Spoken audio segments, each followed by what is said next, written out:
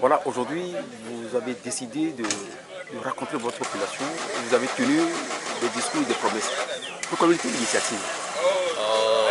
Une fois encore, merci d'avoir répondu pour les médias à notre invitation. Pourquoi ce discours? C'est parce que déjà, bien avant les élections, nous avons des partenariats avec les pays scandinaves. Nous menons des actions déjà sur le terrain.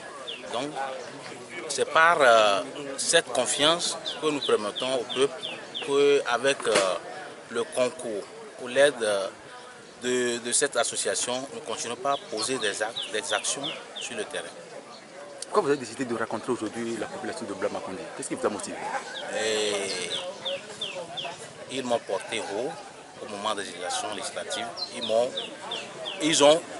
m'ont soutenu, ils ont voté massivement pour moi.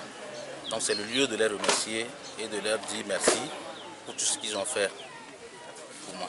Voilà, aujourd'hui, vous venez de rencontrer cette population. Quelles seront les premières missions que vous allez faire face à face avec la population et à l'hémicycle?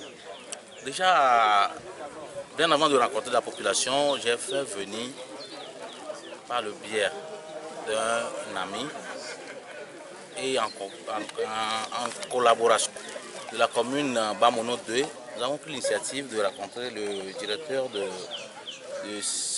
la CET maritime. Et on l'a même invité à venir voir la distance qui nous sépare du milieu maintenant qu'on est, le kilométrage. Pour kilométrer, pour qu'on puisse voir quelle distance nous sépare de l'électricité de notre village. De deux, nous avons organisé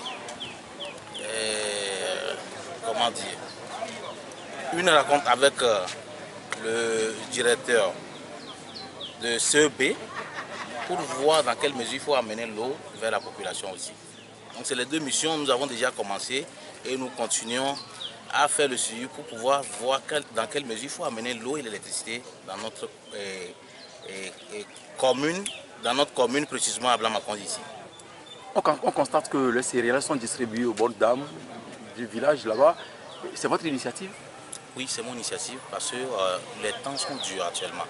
Les temps sont durs et vous voyez, il ne pleut pas. Il pleut rarement maintenant à cause des aléas climatiques. Donc nous avons jugé bon de soutenir la population et surtout, nous sommes au moment de la vie chère, donc il faut soutenir la population pour pouvoir, sous un temps peu, les soulager un peu. Et pour finir, quel message pouvez-vous adresser aux autorités publiques et à la population qui nous écoute actuellement? Aux autorités publiques et à la population, je dirais, c'est ensemble que nous allons construire notre commune et notre localité. Donc nous devons être unis et rester un et solidaires pour pouvoir faire face aux besoins de nos communes et de nos populations. Merci beaucoup, honorable.